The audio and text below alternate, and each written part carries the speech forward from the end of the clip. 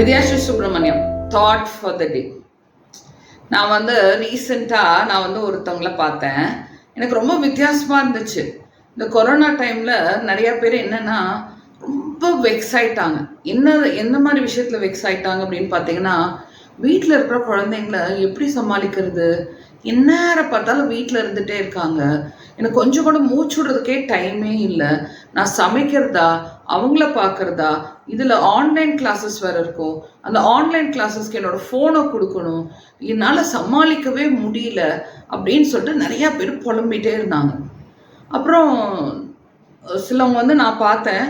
அவங்க நான் கேட்டேன், நீங்கள் எப்போ ஃபேஷியல் போகிறீங்க, ரொம்ப நாள் ஆச்சு ஃபேஷியல் போகிறீங்களா அப்படின்னு கேட்டதுக்கு அவங்க சொன்னாங்க, மேடம் பைத்தியம் பிடிச்ச மாதிரி இருக்குது, ஒரு வாரம் வெயிட் பண்ணுங்கள், ஸ்கூல் ஆரம்பிச்சிடும், நான் ஸ்கூலுக்கு அவங்கள அனுப்பிச்சிட்டு நான் ஃபஸ்ட்டு இங்கே தான் வரப்போகிறேன், எனக்கு ஒரு ரிலாக்ஸிங் ஃபேஷியல் கொடுங்க, ஆனால் இப்போ எனக்கு பைத்தியம் பிடிச்ச மாதிரி இருக்குங்க மேடம் அப்படின்னா. நிறைய பேர் எனக்கு எப்போ ஸ்கூல் ஆரம்பிக்கும்னு தெரியல, எங்கேயுமே அனுப்ப முடியல, என்னால் சமாளிக்க முடியல, இந்த மாதிரி தான் எல்லாரும் புலம்பிகிட்டு இருந்தாங்க. இந்த மாதிரி புலம்பிகிட்டு இருக்கும்போது அப்போ நான் கேட்டேன், நிறையா பேருக்கு உங்களுக்கு குழந்தைங்களோட இருக்கிறதுக்கான வாய்ப்பு இப்போ நிறையா இருக்குது, அதிகம் நாள் டைம் ஸ்பெண்ட் பண்ணுறீங்க. அப்போ வீட்டில் குழந்தைங்களுக்கு நீங்கள் வேல்யூஸ் நிறையா சொல்லிக் கொடுக்கலாம், உங்களோட க்ரியேட்டிவிட்டியை சொல்லிக் கொடுக்கலாம் அப்படின்னு சொன்னப்போ யாருமே தயாராக இல்லை. யாருமே இல்லைன்னா நான் பேசின வரையிலுமே யாருமே இந்த விஷயத்துக்கு தயாராக இல்லை. எப்போ குழந்தைங்கள ஸ்கூலுக்கு அனுப்பலாம், எப்போ தாங்களுக்கு ஒரு டைம் கிடைக்கும், இப்படி தான் பார்த்துட்டு இருந்தாங்க. இப்போ ரீசெண்டாக நான் ஒருத்தவங்கள பார்த்தேன். அவங்ககிட்ட தான் நான் ஒரு கேலிகிராஃபி கிளாஸ் போனேன். இந்த கேலிகிராஃபி கிளாஸ் எதனால் போனேன் அப்படின்னு பார்த்தீங்கன்னா, என்னோட 7th ஸ்டாண்டர்டில் என்னோடய டீச்சர் ரொம்ப அழகாக எழுதுவாங்க. எனக்கு அது சின்ன பிள்ளை அப்படி எப்படி அழகாக எழுதுறாங்க அப்படின்னு ஒரு ஆசை இருந்துச்சு. அதனால அந்த ஆசையை நான் இப்போ தான் நிறைவேற்றிக்கிட்டேன். ஓகேயா? அப்போ அவங்கக்கிட்ட நான் பேசும்போது அவங்க என்ன சொல்கிறாங்க, அவங்க குழந்தைங்க எனக்கு அவங்கள ஒரு கொஞ்ச நாளாகவே தெரியும். அப்போ நான் கேட்டேன், எப்படி இருக்கீங்க, நல்லா இருக்கீங்களா, குழந்தைங்களாம் ஸ்கூலுக்கு போயிட்டாங்களா, குழந்தைங்களாம் வளர்ந்துட்டாங்கல்ல அப்படின்னு கேட்டப்போ அவங்க சொன்னாங்க, மேடம் நான் என் குழந்தைங்கள ஸ்கூலுக்கு அனுப்பலை அப்படின்னு சொன்னாங்க. ஸ்கூலுக்கு அனுப்பலையா, ஏன் அப்படின்னு கேட்டப்போ அவங்க சொன்னாங்க, நாங்கள் ஹோம் ஸ்கூலிங் பண்ணுறோம், நாங்கள் குழந்தைங்கள ஸ்கூலுக்கு அனுப்பலை. எனக்கு ரொம்ப இன்ட்ரெஸ்ட் ஆகிடுச்சு. ஐ செட் அருமையான ஐடியாங்க, பட் எப்படி உங்களால் இதை மேனேஜ் பண்ண முடியுது? 24 ஹவர்ஸும் குழந்தைங்க உங்களோட தான் இருக்க போகிறாங்க, நீங்கள் எப்படி இதை ஏற்றுக்கிட்டீங்க அப்படின்னும். இல்லைங்க மேடம், நாங்கள் டிஃப்ரெண்ட் தாட் இருக்குது, நாங்கள் வேறு மாதிரி பண்ணி கொடுக்குறோம், என்னோடய குழந்தைங்களுக்கு என்ன சொல்லி கொடுக்கணுங்கிறது இல்லை, அவங்க என்ன ஆர்வமாக இருக்காங்களோ அதை நாங்கள் அவங்க வழியில் போய் நாங்கள் கற்றுக் கொடுக்குறோம் அப்படின்னு கேட்டு சொன்னாங்க.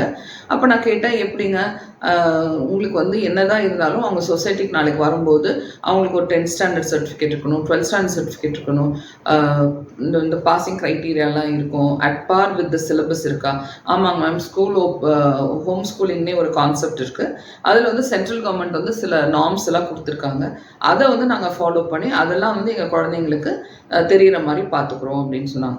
நான் இது உங்கள் ஹோம் ஸ்கூலிங் கன்வின்ஸ் பண்ணுறக்கோசரம் நான் சொல்ல வரல, நான் இந்த விஷயத்த வேறு மாதிரி பார்க்குறேன். எப்படி பார்க்குறேன் அப்படின்னா, கொஞ்ச நேரம் குழந்தைங்க என் கூட இருந்தாவே ரொம்ப கஷ்டமாக இருக்குது, எப்படி அனுப்பிச்சா பரவாயில்லன்னு நினைக்கிற பேரண்ட்ஸ் மத்தியில் அவங்களுக்கு வாய்ப்பு இருந்தும் இல்லை, ஏன் குழந்தைங்களுக்கு இதுதான் வேணும்னு சொல்லிட்டு 24 மணி நேரமும் குழந்தைங்கள தன்னோட வச்சுக்க தயாராக இருந்த ஒரு பேரண்ட்டை பார்த்து நான் ஆச்சரியப்பட்டேன். அப்போது அவங்க எந்த அளவுக்கு அவங்க குழந்தைங்கள குழந்தைங்க மேலே அஃபெக்ஷன் இருக்குது, இன்னொன்று அவங்க எந்த அளவுக்கு அவங்க ரெஸ்பான்சிபிலிட்டி எடுத்திருக்காங்க பாருங்கள்.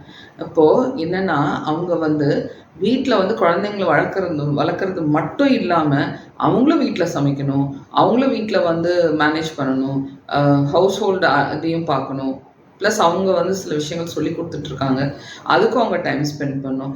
அதை தவிர எப்படி குழந்தைங்க மித்த சிலபஸோட மித்த குழந்தைங்களோட அட்பார் இருக்காங்கன்னு சொல்லிட்டு இட்ஸ் அ பிக் ரெஸ்பான்சிபிலிட்டி. அவங்க எப்படி எடுக்கிறாங்க, அப்போ அவங்களோட மனநிலை எப்படி இருக்கும் அப்படிங்கிறத நான் அவங்களோட ஷேர் பண்ணணும்னு நினச்சேன்.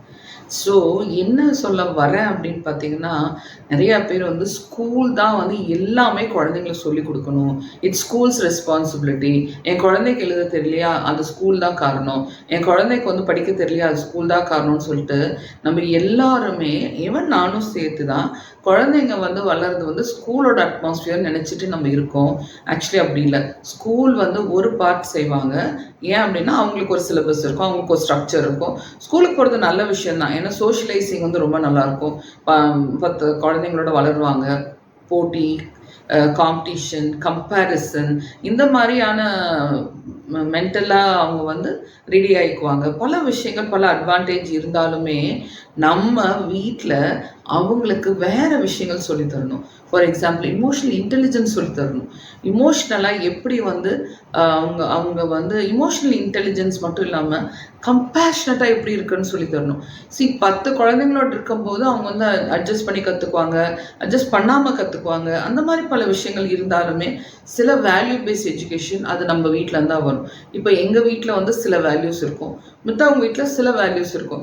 அதெல்லாம் வந்து ஸ்கூல் வந்து காமனாக சொல்லிக் கொடுக்க முடியாது பாருங்கள், அது நம்ம தான் சொல்லிக் கொடுக்கணும். அப்போது நீங்கள் உங்கள் குழந்தைக்கு எவ்வளோ ரெஸ்பான்சிபிலிட்டி எடுக்கிறீங்க அப்படிங்கிற கேள்வியை நான் உங்களுக்கு கேட்கணும்னு நினச்சேன். அதுக்கு தான் இந்த வீடியோ. ஓகேயா? உங்களுக்கு இந்த வீடியோ பிடிக்கல அப்படின்னா பரவாயில்ல, என்னை திட்டி கூட கமெண்ட் பண்ணுங்கள். பிடிச்சிருந்ததா லைக் பண்ணுங்கள், ஷேர் பண்ணுங்கள், சப்ஸ்கிரைப் பண்ணுங்கள். முக்கியமாக கமெண்ட் பாக்ஸில் உங்களோட ஷேர் என்ன, உங்கள் குழந்தை வளர்ப்போட எக்ஸ்பீரியன்ஸ் என்ன அப்படின்னு சொல்லிட்டு எனக்கு கமெண்ட் பாக்ஸில் கமெண்ட் பண்ணுங்கள். ஓகேயா? தேங்க்யூ.